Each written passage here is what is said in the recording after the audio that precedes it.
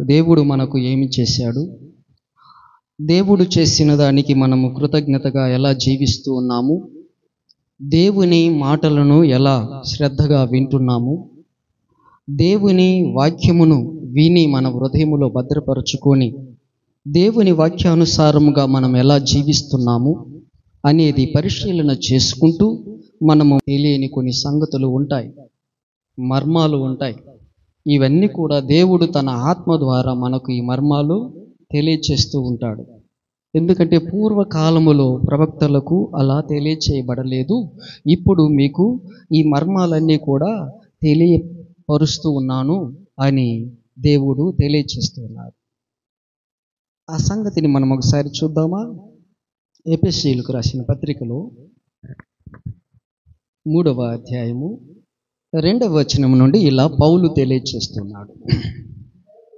మీ కొరకు నాకు అనుగ్రహింపబడిన దేవుని కృప విషయమైన ఏర్పాటును గూర్చి మీరు వినియున్నారనగా, క్రీస్తు మర్మము దేవదర్శనము వలన నాకు తెలియపరచబడినందున ఈ సంగతిని గూర్చి మునుపు సంక్షేమముగా వ్రాసి తిని, అంటే మీరు దానిని చదివిన ఎడల దానిని బట్టి ఆ క్రీస్తు మర్మమును గూర్చి నాకు కలిగిన జ్ఞానము గ్రహించుకొనగలరు. దేవుని స్తోత్రం, హల్లెలూయా. ఈ మర్మము, ఈ క్రీస్తు జ్ఞానము, నాకు కలిగిన ఈ దర్శనము నేను మునుపు మీకు వ్రాసాను కదా, ఈ వ్రాసిన సంగతిని మీరు చదివిన ఎడల ఆ జ్ఞానము, ఆ క్రీస్తు మర్మము మీరు గ్రహించుకొనగలరు. చదవ. ఈ మర్మం ఇప్పుడు ఆత్మ మూలముగా దేవుని పరిశుద్ధులకు అపోస్తులకును ప్రవక్తలకును బయలుపరచబడి ఉన్నట్లుగా పూర్వకాలమందు మనుషులకు తెలియపరచబడలేదు. దేవుని స్తోత్రం, హల్లెలూయా. పూర్వకాలమందు మనుషులకు తెలియపరచబడల, ప్రవక్తలకు అపోస్తులకు తెలియపరచబడుతూ ఉన్నది, మనుషులందరికీ తెలియపరచబడలే.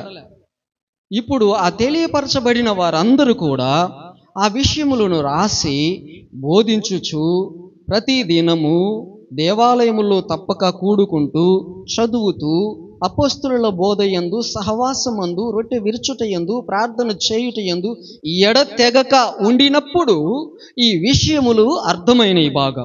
అప్పుడు దేవుని యందు భయము, భక్తి కలిగింది. అప్పుడు అందరిలో అద్భుతాలు, సూచక్రియలు, మహత్కార్యాలు జరుగుతూ వచ్చాయి.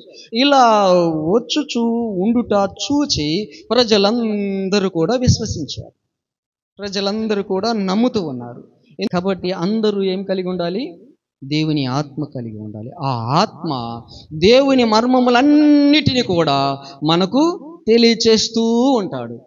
మనుషులకు ఏమీ తెలియదు, తెలియపరచబడదు, ఆయన ఆత్మ మూలముగా తెలియచేయబడుతుంది. కాబట్టి మనము గ్రహించి ఇలా చదివి వాటిని దేవుని ఆత్మ మూలముగా తెలుసుకున్నప్పుడు ఇవన్నీ మనము తెలుసుకుంటాం. కాబట్టి తెలుసుకున్న మనకు ఏమని బోధిస్తున్నాడు? తెలుసుకున్న మనకు ఏమని బోధిస్తున్నాడు? ఆ బోధ మనము విని నేర్చుకొని, ఎందుకు నేర్చుకోవాలి? ఎందుకు వినాలి? ఎందుకు వినాలి అంటే మన జీవితాలను చక్కబెట్టుకోవటానికి వినాలి. ఎందుకు నేర్చుకోవాలి అంటే ఇతరుల జీవితాలను చక్కబెట్టుటకు బోధించటానికి, బోధించ సమర్థులమై ఉండాలి. నేర్చుకోవాలన్నమాట. విని మారు మనసు పొంది దేవుని నమ్మి బాప్తిస్మము పొంది ప్రభువు బిడ్డగా జీవిస్తూ ఈ రక్షణ భాగ్యము, ఈ రక్షణ సువాసన, ఈ రక్షణ పరిమళము ఇతరులకు లేని వారికి బోధించాలి. అందుకు నేర్చుకునేది ఎందుకు? ఇతరులకు బోధించాలి. వారు తెలుసుకోవాలి, వారు వినాలి, వారు మారు మనసు పొందాలి, పాప క్షమాపణ నిమిత్తం ప్రభు యేసుని నమ్మాలి, బాప్తిస్మము పొందాలి, శిక్షను, నరకాన్ని తప్పించుకోవాలి, మరణాన్ని తప్పించుకోవాలి. మరణాన్ని తప్పించుకోవాలి అంటే మరణాన్ని జయించాలి. మరణాన్ని జయించాలి.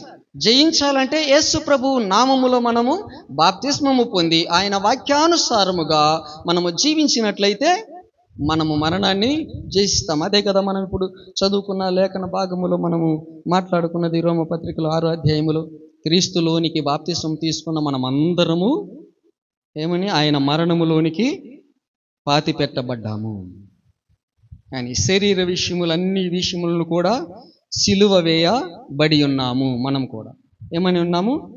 మనం కూడా ఏమై ఉన్నాము? సిలువ వేయబడి ఉన్నాము. ఒకసారి చూస్తారా ఆ మాటలు కూడా? రోమపత్రిక 6వ అధ్యాయము ఇక్కడ చూడండి. క్రీస్తు యేసులోకి బాప్తిస్మ పొందిన మనమందరము ఆయన మరణములోనికి ఏమైంది? ఈ మర్మం ఏంటి? చనిపోయింది క్రీస్తు యేసు, మనం చనిపోలేదు కదా. ఇది ఒక మర్మం. ఆ మర్మము ఆయన ఆత్మ ద్వారా పౌలు గారికి బయలుపరచబడి ఇలా చెప్తున్నాడు. ఈ మర్మం ఏంటంటే క్రీస్తు యేసులోనికి బాప్తిస్మం పొందిన మనమందరము ఆయన మరణములోనికి బాప్తిస్మం పొందామంటే పాలివారమైనాము, మరణించినాము అని. యేసు ప్రభు ఎలాగూ మరణించాడో అలాగున మనము కూడా మరణించినాము. దానికి సాదృశ్యం ఆయన మరణం ఎంత భయంకరమైనది, ఎంత భరించలేనిదంటే మనము ఊహించలేము. అంతా చెప్పుకుంటున్నాము కానీ కొంతవరకే ఆయన భరించిన ఆ శిక్ష కానీ, ఆ వేదన కానీ, ఆ బాధలు కానీ, ఆ మరణ వేదన కానీ కొంచెమే వివరించబడింది బైబిల్లో అని వ్రాయబడింది. కొంచెమే వివరించబడింది, అంతా వివరించబడటానికి చేత కాలేదన్నమాట. కాబట్టి అంత వేదన. మరి మనకు సులభముగా బాప్తిస్మం అంటే యేసు ప్రభువు నామములో తండ్రి యొక్కయు కుమారుని యొక్కయు పరిశుద్ధాత్మ యొక్కయు నామములోనికి నీళ్ళల్లో ముంచబడటమే. ముంచి మళ్ళీ లేపుతాడు అంతే. ఏమైనా కష్టం ఉందా? ఏదైనా బాధ ఉందా? ఏదైనా దేహము చీల్చినట్టుగా ఉంటుందా? శరీరములో నుంచి రక్తము చిందించినట్లు అవుతుందా? చేతుల్లో కాళ్ళల్లో మేకులు కొట్టినట్టు అవుతుందా? పక్కలో బల్లెముతో పొడిచినట్టు ఉంటుందా? తలకు ముళ్ళ కిరీటం పెట్టి ఒత్తినట్టు ఉంటుందా? ఈడ్చినట్టు ఉంటుందా? గుద్దినట్టు ఉంటుందా? చెప్పండి. అవమానకరంగా ఏమైనా ఉందా? ఇంత అవమానకరమైనటువంటి శిక్షను ఆయన తీసుకున్నాడు. మనది అది. మన పాపముల నిమిత్తం, మన దోషముల నిమిత్తం అతడు నలుగుగొట్టబడ్డాడు. అందుకని యెషయా అంటాడు 53వ అధ్యాయములో, మేము తెలియచేసిన ఈ సమాచారము ఎవడు నమ్మెను? చూసారా ఏమంటున్నాడు? ఎవడు నమ్మాడు మేము తెలియజేసిన ఈ సమాచారం? ఎవనికి యెహోవా యొక్క బాహువు బయలుపరచబడింది అన్నాడు. ఎవరికి బయలుపరచబడింది? ఎవరికి బయలుపరచబడలే. ఆయన ఏంది అలా కొట్టించుకొని మరణిస్తే మనకేంటి రక్షణ ఎలా వస్తుంది? ఇదేంటి ఎర్రితనము అని అన్నాడు. ఇదేంటి ఎర్రితనమా అన్నాడు. మనుషుల దృష్టికి వెర్రితనముగా ఉన్నది. సిలువను గూర్చిన వార్త 1:18 కొరింథీయులకు మొదటి రాసిన పత్రిక చూడండి 1:18. సిలువను గూర్చిన వార్త నశించుచున్న వారికి వెర్రితనము గాని రక్షింపబడుచున్న మనకు దేవుని శక్తి సిలువ. దేవుని స్తోత్రం, హల్లెలూయా. ఇది నశించుచున్న వారికి అర్థం కాదు. దేవుని ఆత్మ బయలుపరిస్తే గాని అది బయలుపడదు. కానీ బయలుపరచబడిన వారు మాత్రము ఈ బాప్తిస్మము ద్వారా మేము కూడా సిలువ వేయబడి ఉన్నాము క్రీస్తుతో కూడా.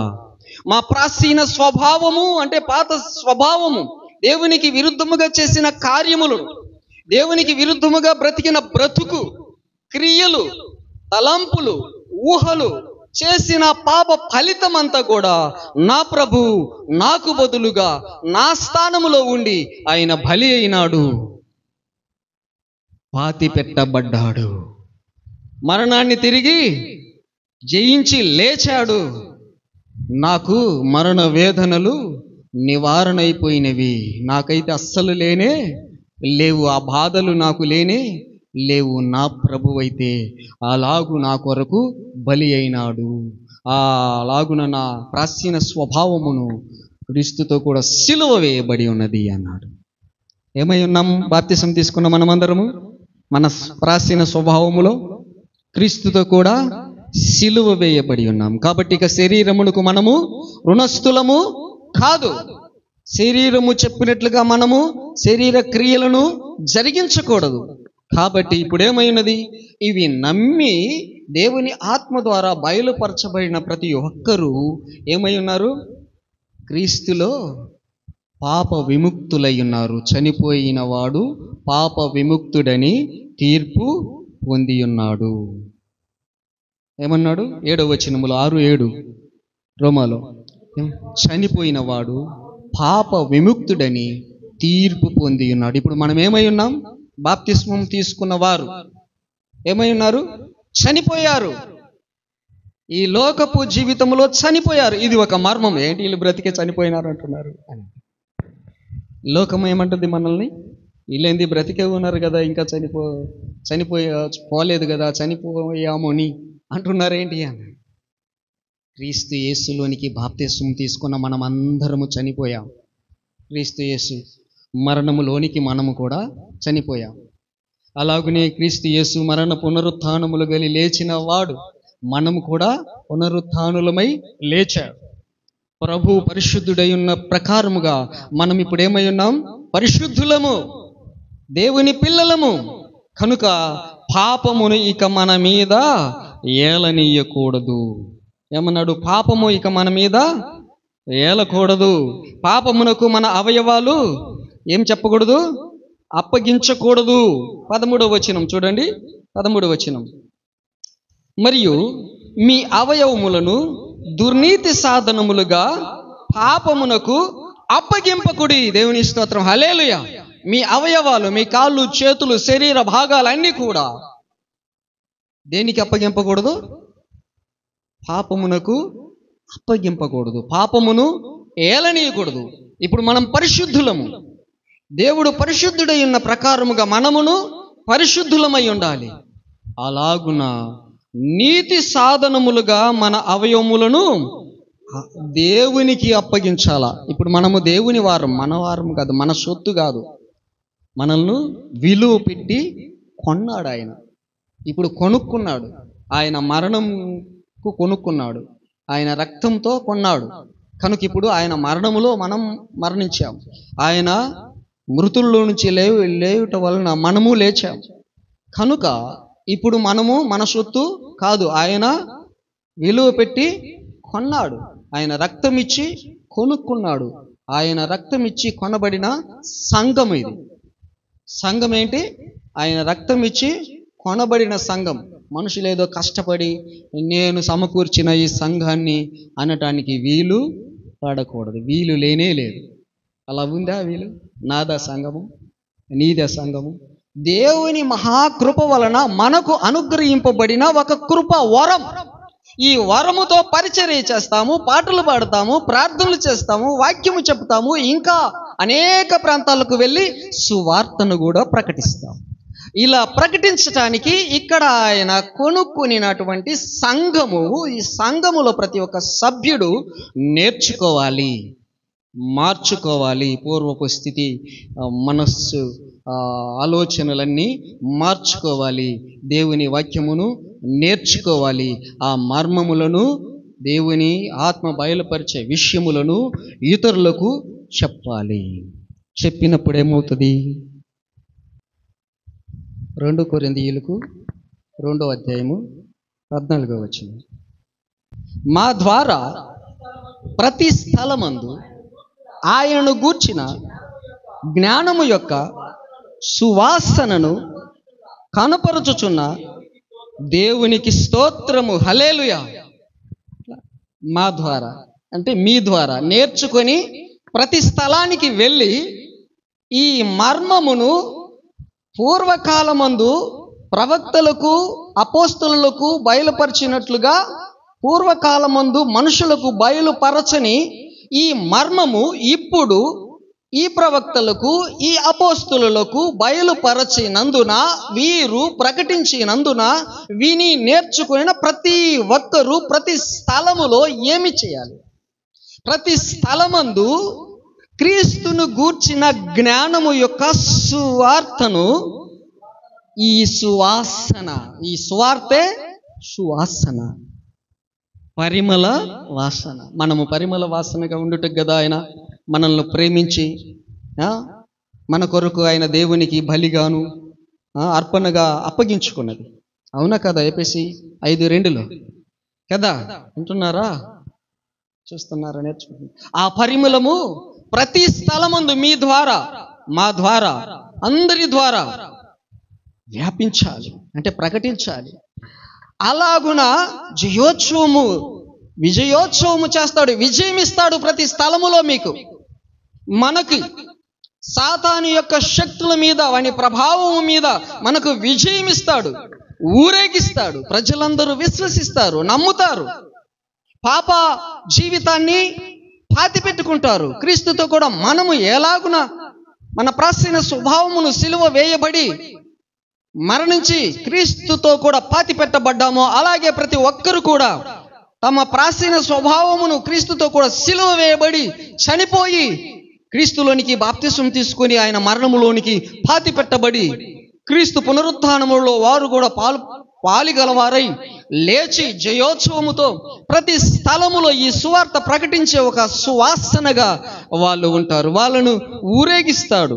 తర్వాత 15వ వచనం, రక్షింపబడు వారి పట్లను నశించు వారి పట్లను మేము దేవునికి క్రీస్తు సువాసన అయి ఉన్నాము. దేవుని స్తోత్రం, హల్లెలూయా.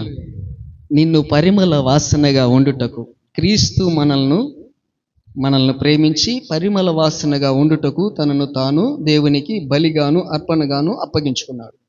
వీరు పరిమళ వాసన అయ్యారు. ఆ సంగతిని, ఆ మర్మమును తెలుసుకొని ప్రభువుకు కృతజ్ఞులై నేర్చుకొని, అలాగున బాప్తిసం తీసుకొని ప్రభు వాక్యము నేర్చుకొని బోధించే వారందరూ పరిమళ వాసన కలిగిన వారై ఉన్నారు. మరి నీవెలా ఉన్నావు?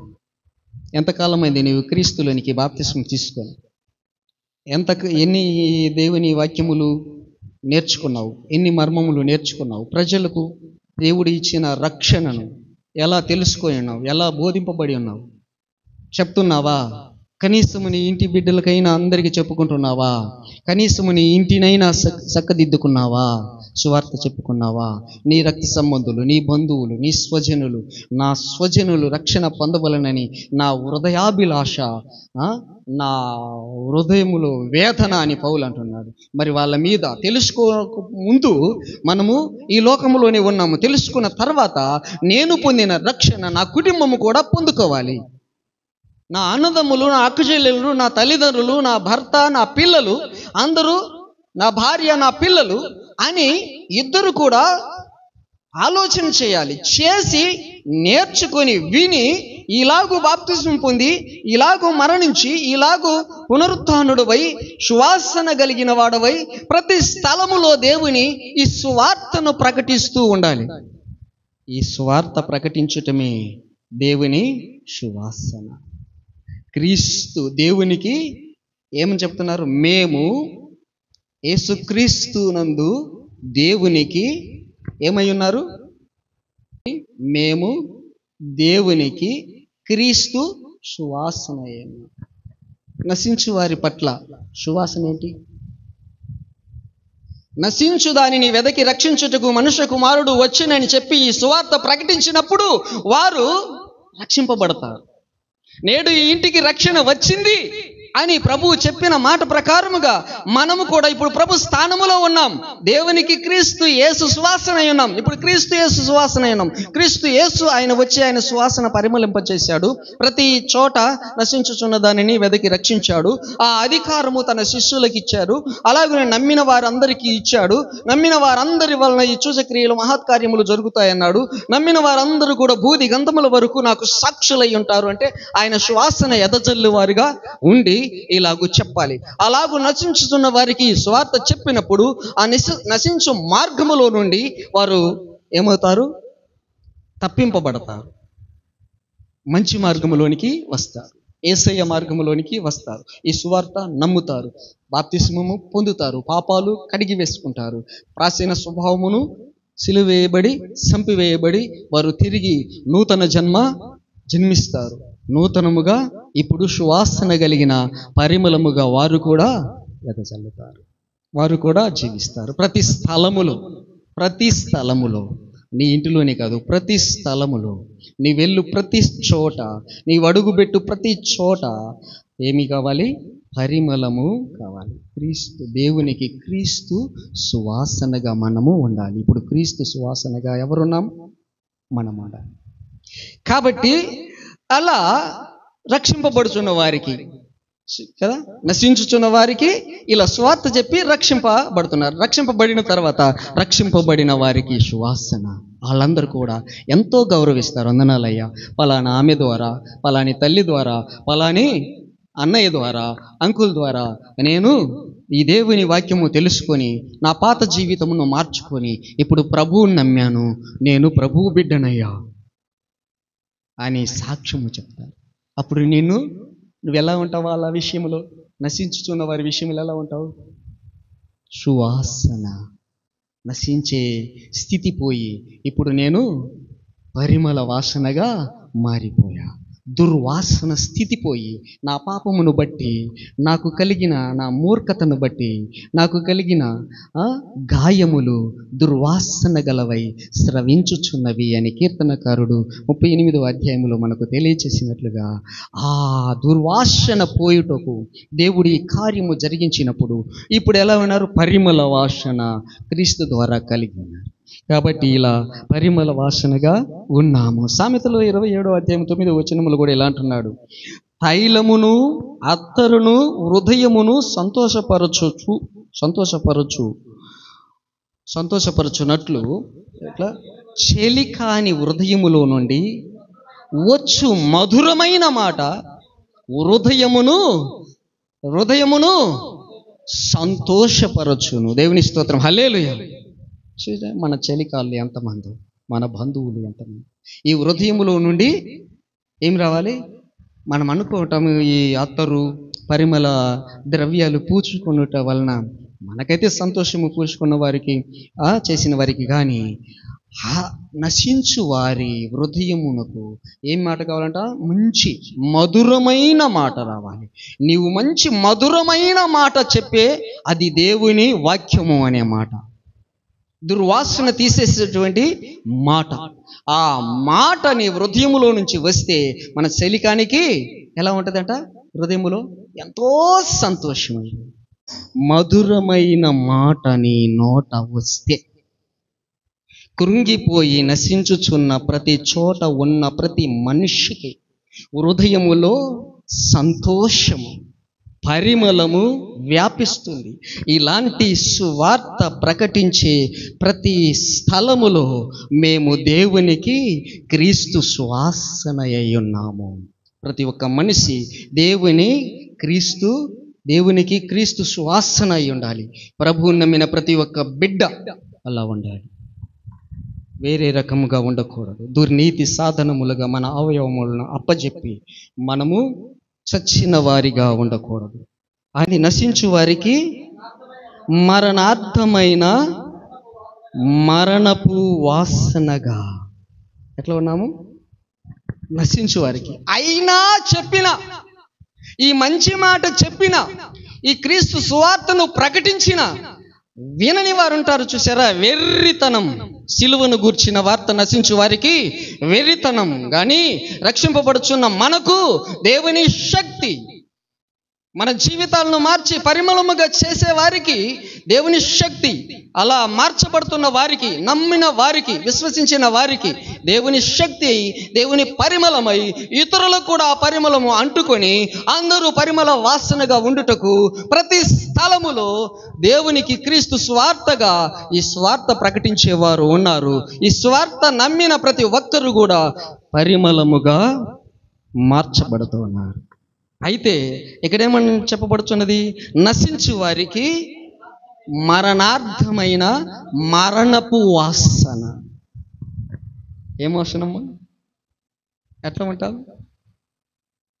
నశించే వాళ్ళు ఏదో నామకార్థం ఇటు రమ్మంటారు, ఏదో బలవంతంగా ఎవరో తీసుకుపోయి ప్రార్థన చేయించి, ఎవరో తీసుకుపోయి చెప్పిన వాళ్ళు, నేను నమ్మను ఇలాంటి వాళ్ళు అందరినీ.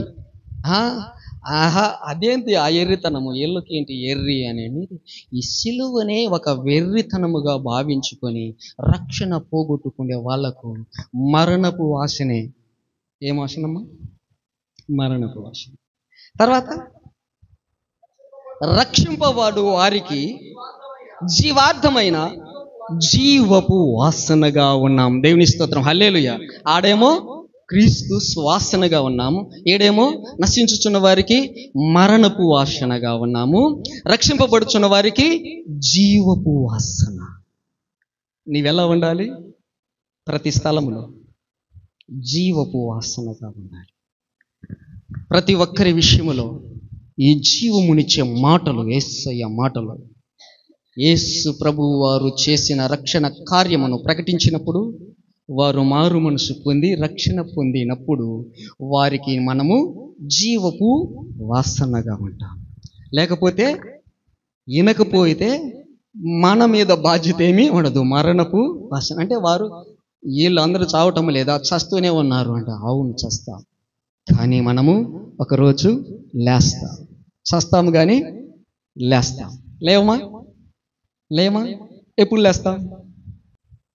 పునరుత్థానమందు కదా. మార్తమ్మ కూడా అదే అన్నది. యేసు ప్రభు వారు వచ్చారు. 11వ అధ్యాయం యోహాను సువార్తలో యేసు ప్రభు వారు వచ్చారు. వచ్చి ఈ అద్భుతాలు, సూచక్రియలు, మహత్కార్యాలన్నీ చేస్తూ, వ్యాధులను స్వస్థపరుస్తూ, సమస్త కార్యములు చేసుకుంటూ వస్తున్నాడు. ఇంకా కొంత దూరము ఒక ఊరుంది, ఇంకో కొంత దూరం ఒక ఊరుంది. ఆ ఊరిలో ఉన్నాడు ప్రభు. ఈ ఊరిలో తాను ప్రేమించిన స్నేహితుడు లాజరు అని ఆయన ఉన్నాడు. మరియా, మార్తా అనే సహోదరులకు ఒకడు ఈ సహోదరుడు ఉన్నాడు. ఆ కుటుంబమును దేవుడు ఎంతో ప్రేమించాడు. ఈయన స్నేహితుడని కూడా చెప్పబడుతున్నాడు యేసు ప్రభువారు. కాబట్టి ఆయన రోగి అయి ఉన్నాడు. ఈ రోగి అయిన ఆయన, ఈ వార్త ఆయనకు తెలిసినా కానీ ఆయన అక్కడే ఆ గ్రామంలోనే ఉన్నాడు. ఈయన చనిపోయాడు. ఎవరు? లాజరు అని ఆయన చనిపోయాడు. చనిపోయిన తర్వాత 17వ వచనం నుంచి చదువుదాం. చనిపోయిన తర్వాత 11వ అధ్యాయంలో, చనిపోయిన తర్వాత యేసు వచ్చి ఇది వరకే అతడు 4 దినములు, ఎన్ని దినములు? 4 రోజులు సమాధిలో ఉండెనని తెలుసుకున్నాడు. అప్పటికి 4 రోజులు అక్కడే ఉన్నాడు. చనిపోయి 4 రోజులు ఇక్కడ సమాధిలో పెట్టబడేశారు, సమాధి చేసేసారు లాజర్ని. ప్రభువా, నీవు ఇక్కడ ఉన్నట్లయితే నా సహోదరుడు చావడు. ఆయన ఉంటే చస్తా చావడా? మీరు చెప్పండి.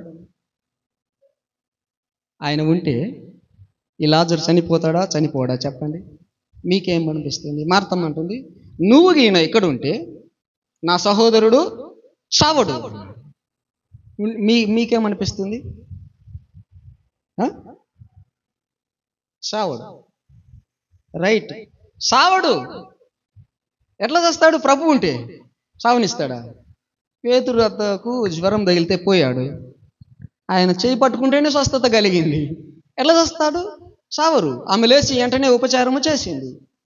అలాగనే ఈయన ఉంటే నిజమే చావడు, ఎందుకంటే ఆయన్ను స్వస్థపరుస్తాడు కదా. చావడు. ఎందుకు అక్కడ ఉన్నానంటే, నేను ఇందుకే ఇక్కడ ఉన్నాను అంటున్నాడు. ఎందుకు? ఈయన మహిమ తెలియాల కదా, చనిపోయిన వారిని కూడా ఆయన లేపుతాడు అని కదా. కాబట్టి ఆయన అక్కడే ఉన్నది. అందుకనే మన స్నేహితుడు నిద్రపోతున్నాడు, మనము లేపుదాము, వెళ్దాము అని శిష్యులతో అంటే ఆ పై మాటల్లో ఉంటుంది అనమాట, చదవనక్కర్లేదు. అంటే ప్రభువా, నిద్రించిన ఎడల అతడు బాగుపడును అంటున్నాడు. అరే, ఈయన అర్థం చేసుకోవటం లేదు. ఆయన చనిపోయిన వాడిని లేపుదాము అన్నాడు అన్న సంగతిని అర్థం చేసుకోకుండా ఆయన విశ్రాంతిలో మామూలుగా నిద్రపోతున్నాడేమో, అలాగైతే లేపుతాడు. అలా కాదురా బాబు, లాజరు చనిపోయాడు, ఆయన్ను లేపటానికి వెళ్తున్నాము అని చెప్పాడు. వచ్చేవరకు ఇక్కడ ఏమంటుంది? నా సహోదరుడు చనిపోడు, నీవు ఇక్కడ ఉన్నట్లయితే అని అన్నాడు. అప్పుడు 24 వచ్చిన మార్త ఆయనతో ఏమన్నాడు? నా యందు విశ్వాసం ఉంచితే చనిపోయినా బ్రతుకుతాడు అని అంటే, మార్త ఏమంటుంది? ప్రభువా, అంత్యదినమున పునరుత్థానమందు లేచునని ఎరుగుదును.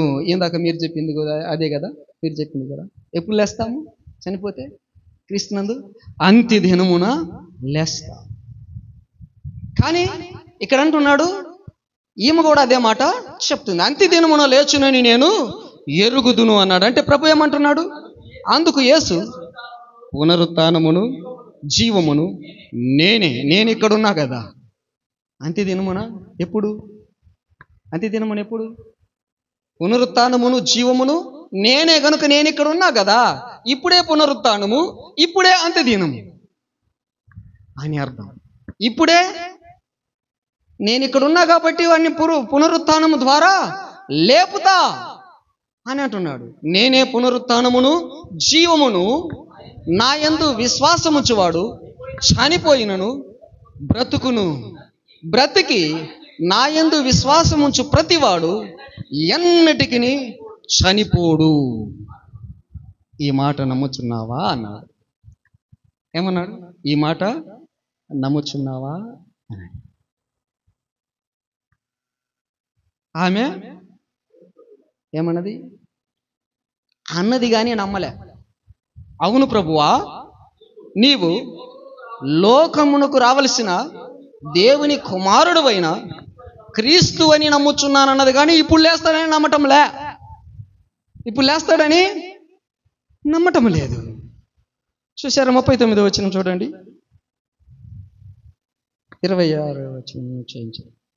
యేసు రాయి తీసివేయుడని చెప్పగా చనిపోయిన వాని సహోదరి అయిన మార్త, ప్రభువా, అతడు చనిపోయి 4 దినములైనది కనుక ఇప్పటికీ వాసన కొట్టునని చెప్పింది. అరే, ఆడ చెప్పింది ఏమని?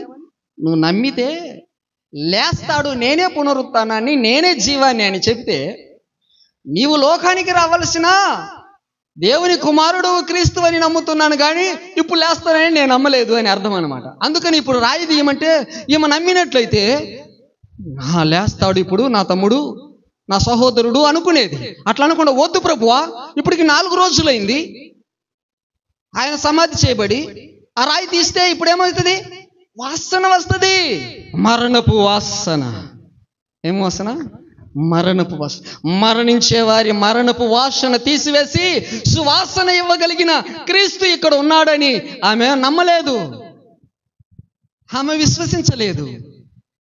కనుక మనము కూడా క్రీస్తు క్రియలు ఇప్పుడు కూడా చూడాలంటే ఇప్పుడే ఉన్నది అని చెప్పేసి యోహాను సువార్తల 5వ అధ్యాయములో 25వ వచనములో ఈ మాట చెప్తున్నది. మృతులు దేవుని కుమారుని శబ్దము విను గడియ వచ్చి ఉన్నది, ఇప్పుడే వచ్చి ఉన్నది, దానిని వినువాడు జీవించునని మీతో నిశ్చయముగా చెప్పుచున్నానన్నాడు.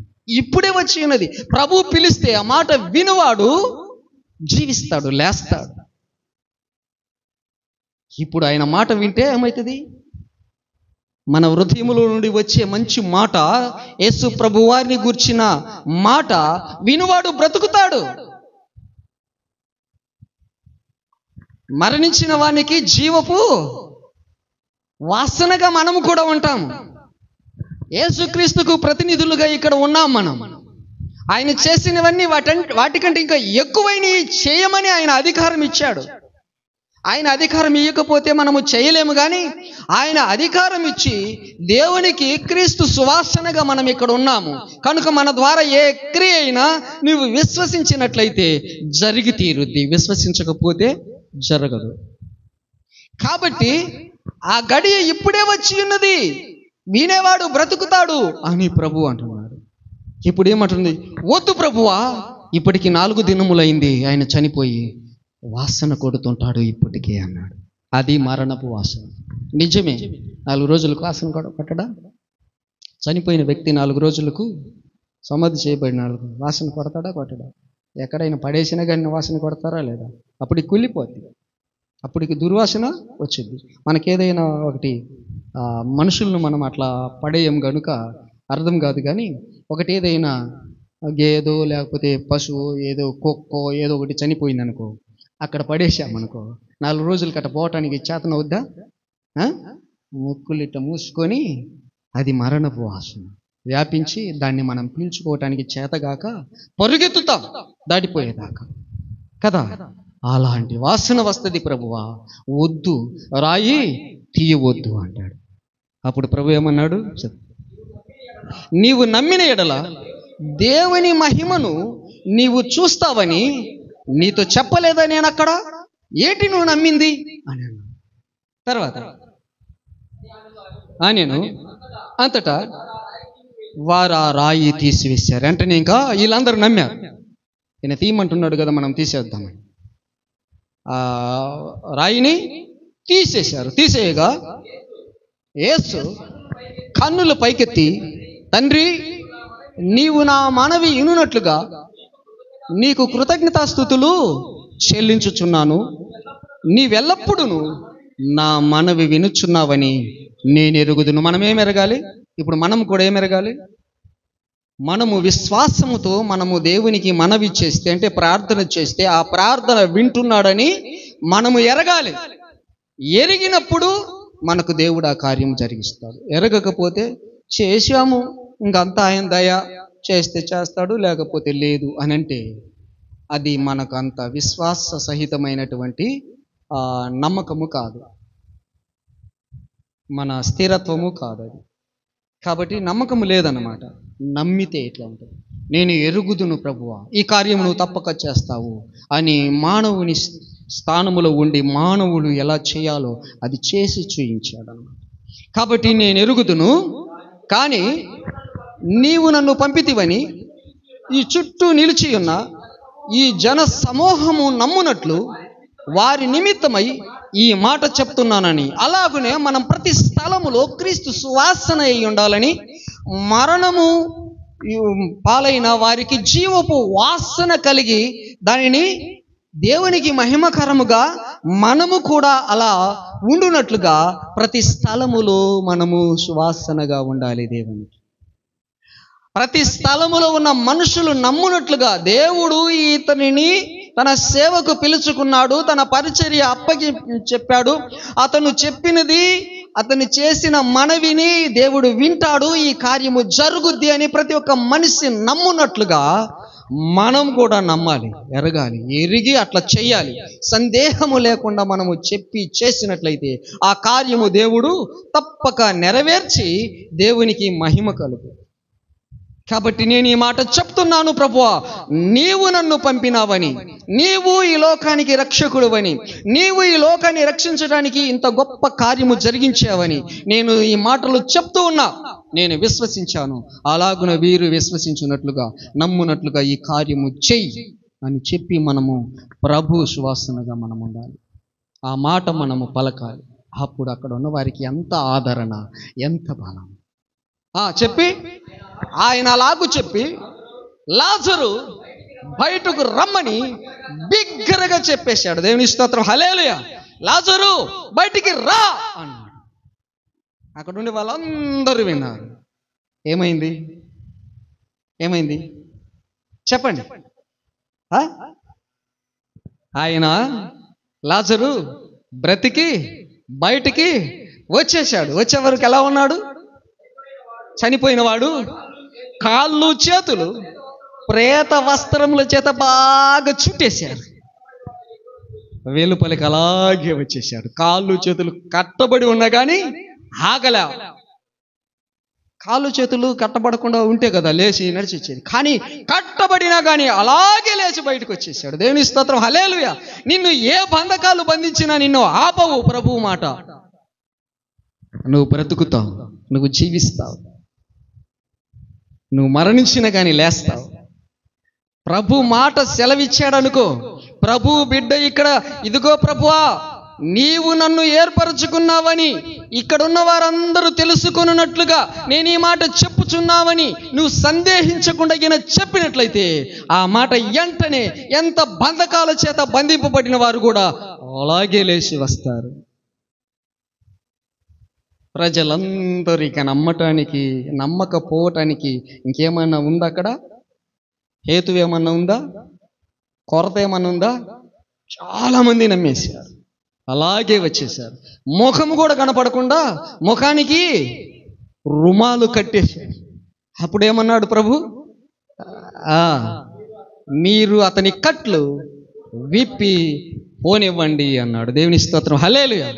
అప్పుడు ఆయన కట్లు విప్పగా బ్రహ్మాండంగా తిరిగి వచ్చి నడిచాడు, పోయాడు. అందరూ చూశారు, దేవుణ్ణి మహిమపరిచారు. కొందరు వెళ్ళి పరిచయులకు ఈ సంగతిని చెప్పారు. ఇట్లా చేస్తున్నారండి, ఇట్లా చేస్తున్నారని. చూశారా ఏమైంది? ఏమి వాసన? ఇప్పుడు మరణపు వాసన కొట్టుచున్న లాజరు 4 రోజులైంది రాయి తీయొద్దు అని మార్తమ్మ అనినా గాని ఇప్పుడేమైంది? తొలగించారు రాయిని. మరణపు వాసన పోయి జీవపు వాసన కలిగి జీవించు మనిషి లాజరు లేచి బయటికి వచ్చి సంచరిస్తూ అనేక దినములు వాళ్ళ మధ్యలో ఉన్నాడు. దేవుని స్తోత్రం, హల్లెలూయా.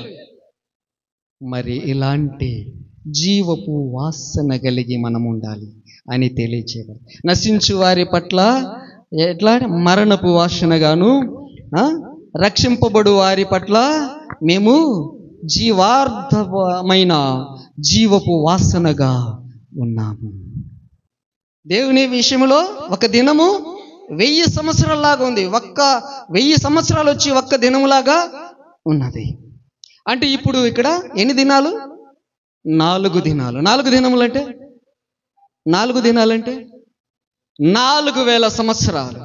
4000 సంవత్సరాల నాడు ఆయన యందు విశ్వాసం ఉంచి ఆయన నమ్మిన ప్రతి వాడు కూడా క్రీస్తు మాట విని లేస్తాడు అని సర్వసత్యాన్ని మీరందరూ గమనించండి.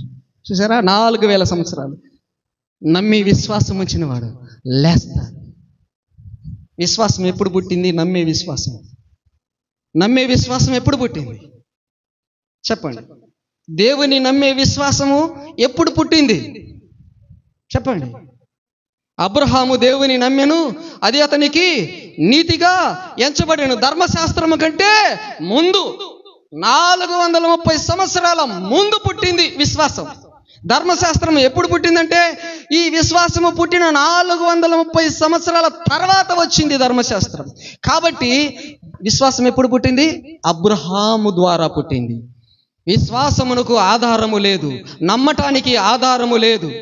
ఇదిగో దేవుడు ఇది చేస్తాడు అని అంతకు ముందు ఏదైనా రుజువు ఉండి ఇది చేశాడు కదా అందుకు నేను దేవుని నమ్ముతున్నా, నాకు ఒక ఆధారం ఉంది అని నమ్మినవాడు కాదు అబ్రహాం. దేవుడు పిలిచాడు, ఆయన మాట్లాడాడు. అంతకుముందు ఏ ఆధారము లేకపోయినా కానీ అబ్రహాము నమ్మెను, అది అతనికి నీతిగా ఎంచబడింది. ఆ నీతిగా ఎంచబడిన అబ్రహాము విశ్వాసము గలవాడై విశ్వాసులకు తండ్రి అయినాడు. దేవుని స్తోత్రం, హల్లెలూయా. విశ్వాసులకు తండ్రి అయినాడు. కాబట్టి విశ్వాసము అబ్రహాము కాలము నుండి, అబ్రహాము మొదలుకొని దావీదు వరకు తరములన్నీయు 14 తరములు. దావీదు మొదలుకొని యూదులు బబులోనుకు కొనిపోబడిన కాల పర్యంతము తరములన్నీ 14 తరములు. యూదులు బబులోనుకు కొనిపోబడినది మొదలుకొని క్రీస్తు వరకు తరములన్నీ 14 తరములు. ఇప్పుడు ఎన్ని తరాలు మొత్తం అబ్రహాం దగ్గర నుంచి? 42,400 సంవత్సరాలు. అప్పటి నుంచి కూడా ప్రభువునందు మృతులైన వారందరూ మొదట లేస్తారు. దేవుని స్తోత్రం, హల్లెలూయా. అబ్రహాము నా దినము చూడవలెనని ఆశపడి నన్ను చూసి ఆనందించినాడని శాస్త్రులతో పరిచయులతో ప్రభువు చెప్తే ప్రభువుని అన్నారు, నీకు ఇంకా సరిగ్గా 50 సంవత్సరాలైనా లేవే, అబ్రహామును నువ్వు చూసావా, అబ్రహామునకు నువ్వు కనపడ్డావా అని అన్నారు. అవును, నేను కనపడ్డా, నన్ను చూడాలని ఆశపడి చూశాడు, ఆనందించాడు అన్నాడు. చూశారా? ప్రజలకు అర్థము కాలేదు, పూర్వకాలముందున్న మనుషులకు అర్థము కాలేదు. పరిశుద్ధాత్మ దేవదర్శనం వలన నాకు అనుగ్రహింపబడిన ఈ కృపను గూర్చి నేను ఆ పరిచర్యకు, ఆ సువార్తకు పరిచారకుడనైనాను. నేను చెప్తూ ఉన్న ఈ మర్మము ఇది గొప్పది. దేవుని స్తోత్రం, హల్లెలూయా. అలా లేస్తాడు. అంతేకాదు, అంతకు ముందు ఉన్న ఆదాము మొదలుకొని కూడా దేవుని బిడ్డలందరూ ఆయన యందు విశ్వాసం ఉంచిన వాళ్ళు, అంటే వాళ్ళకు ముందు దేవుడు మాట్లాడేవాడు, అంతకుముందు మాట్లాడేవాడు కదా. రోజు ఆదాముతో మాట్లాడుతూ ఉన్నాడు. వాళ్ళ పాప పరిహారం కొరకు నేను ఇలాంటి కార్యం చేస్తానని దేవుడు స్వయంగా చెప్పాడు, చేసుకున్న దేవుడు మనుషులకు. కాబట్టి వాళ్లకు ఈ ఆజ్ఞాతిక్రమము పాపము వలన వచ్చిన మరణము నుంచి వారు కూడా లేపబడతాడు. శిశు ప్రసూతి వలన ఆమె రక్షించబడును, ఆ సంతానము. అలా రక్షణ పొందేటట్టుగా జగత్తులో మొదటి మానవుడు నుండి రేపు చివరి మానవుని దగ్గరికి యుగ సమాప్తి వరకు, ఈ లోకము తీసివేయబడే అంతవరకు కూడా ఈ భూమి మీద ఉన్న ప్రతి మనిషికి కూడా యేసుక్రీస్తు ద్వారానే జీవములో ప్రవేశించేది, యేసుక్రీస్తు ద్వారానే మరణములో నుంచి లేచేది, యేసుక్రీస్తు ద్వారానే దేవుని రాజ్యములో ప్రవేశించేది, యేసుక్రీస్తు ద్వారానే పరలోకములో జీవించేది. కాబట్టి ఇటువంటి మహా గొప్ప భాగ్యము నీకు బయలుపరచబడింది. నువ్వు విన్నావు. మరి నువ్వు ఎలా ఉండాలి? ప్రజల్లో ప్రతి చోట నువ్వు ఎలా ఉండాలి? క్రీస్తు సువాసనగా మనం ఉండాలి. మరణపు వాసన కలిగే వారికి కూడా జీవపు వాసన కలిగించే వారిగా ఉండాలి. ఒకవేళ నశించేవారు లాగానే అలాగే ఉన్నట్లయితే దానికి మన మీద ఉండదు, దానికి మన మీద బాధ్యత ఉండదు, మనకు ఏ నేరము వాళ్ళ మీద ఉండదు. ఎందుకంటే చెప్పకపోతే నేరం ఉంటుంది, చెప్పినప్పుడు ఉండదు. అందుకని ఇలాంటి వారందరూ నశించుచున్న వారందరి కూడా ఏమైందంటే సామెతల గ్రంథములో 5వ అధ్యాయములో 11వ వచనం అంటాడు, తుదకు వినకుండా ఉన్న వారి సంగతి, వారు మరణించినప్పుడు కానీ లేదా జీవించుచున్నప్పుడు కానీ వాళ్ళకు కలిగేటువంటి పరిస్థితి, దుర్వాసన పరిస్థితి ఇలా ఉంటుంది. తుదకు మీ మాంసమును మీ శరీరమును క్షీణించిపోతుంది. ఇలా నమ్మిన వారిదైతే కుళ్ళిపోయింది అనుకున్నది కూడా మంచిదిగా లేస్తుంది. ఇలా ఉండి ప్రభువుని నమ్ముకున్నప్పుడు ఈ శరీర క్రియలను మనము జరిగించకుండా మార్పు పొంది క్రీస్తుతో జీవించిన వారమైతే, ఆయన యందు విశ్వాసం ఉంచిన వారమైతే ఈ శరీరము మార్పు పొంది అక్షయమైనటువంటి శరీరముగా మార్చబడుతుంది. అలా ఉండకపోతే వీళ్ళందరి విషయం ఏమవుతుంది? ఉండని వారు నశించుచున్న వారి విషయములో తుదకు వారి మాంసము క్షీణించిపోతుంది, దుర్వాసన గలదైతుంది, పురుగు పట్టిపోయే ప్రమాదం ఉన్నది. ఆ పురుగులతో సహా అగ్ని గంధకములతో కాలిపోవలసి వస్తుంది. ఆ అగ్ని ఆరదు, పురుగు సావదు, యుగ యుగాలు రెండవ మరణములో వేదన పడవలసి వస్తుంది. తుదకుని మాంసము క్షీణించినప్పుడు అయ్యో ఉపదేశము నేను ఎట్లు త్రోసివేసి తిని, త్రోసేస్తారనమాట. మనము చెప్పిన వినరు, నశించు వారికి వెర్రితనము కదా.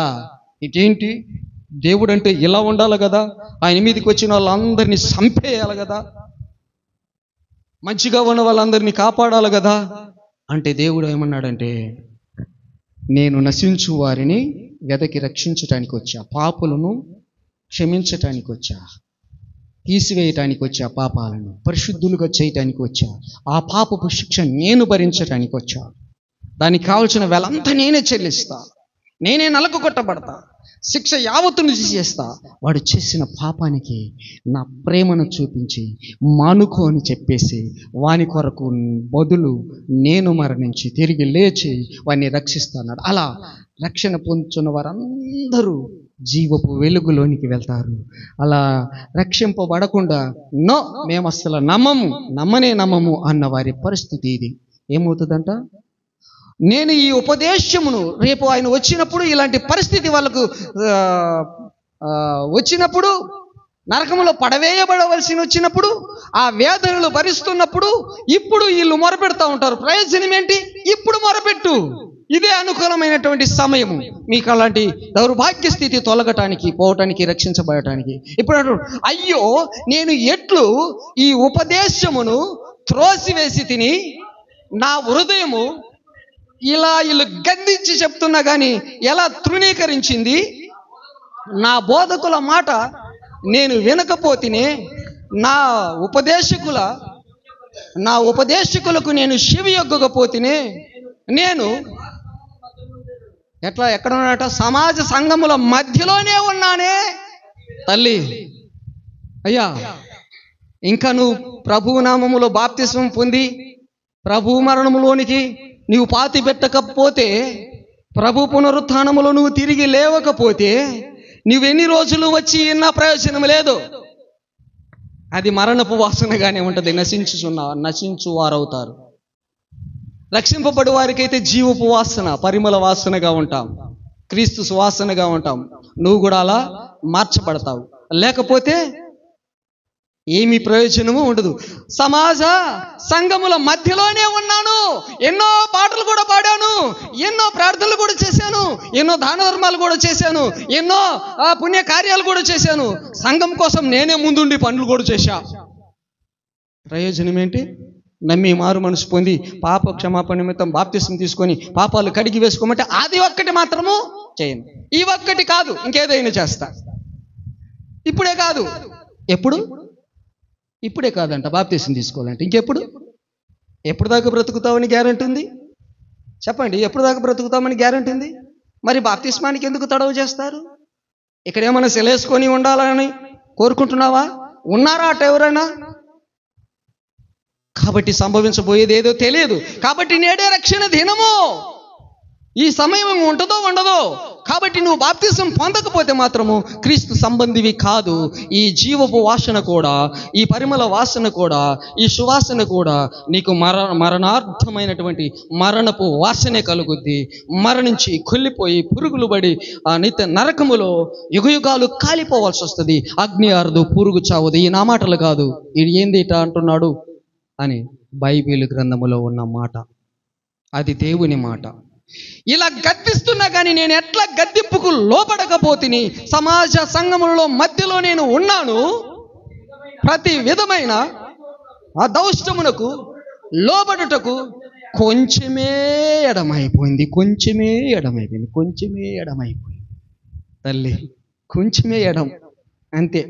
మరింత దూరం కూడా లేదు. నీ సమీపములో ఉన్నాడు ప్రభు, నీ పక్కనే ఉన్నాడు ప్రభు. ఆయన ఆత్మ ద్వారా చెప్తూ ఉన్నాడు, నమ్ము, మారు మనసు పొందు, పాప క్షమాపణ నిమిత్తం బాప్తిసం పొందుకో, నీ పాపాలు కడిగి వేసుకో. నీవు చేసిన అతిక్రమ క్రియల దోషం అంతటి కూడా ప్రభు తీసేస్తాడు. నిన్ను పరిశుద్ధునిగా చేస్తాడు, నిన్ను పరిమళ వాసనగా చేస్తాడు అని దేవుడు తెలియజేస్తుంటే, నీవు ఇంకా అలా రక్షణ పొందకపోతే కొంచెమే ఎడమాయనే అని నీవు చెప్పుకొనొచ్చు. మూలుగు చూడు, ఇంకా మూలగాల్సిందే అని పళ్ళు కొరుకుతా కేకలు వేస్తూ ఉన్న దిక్కే లేరిక రక్షించే దిక్కే.